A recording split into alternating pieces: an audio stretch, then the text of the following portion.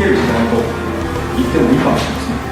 これは昔も変わりませんし、これからももっと重要になっています。その意味を込めて、今回、東大セミナー第2回を開催させていただくことになりました。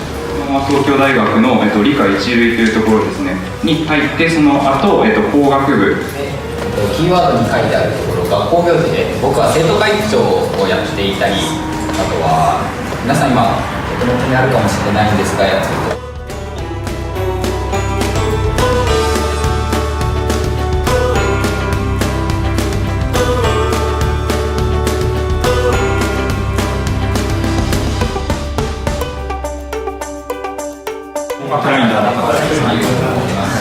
トップ2大教師の学の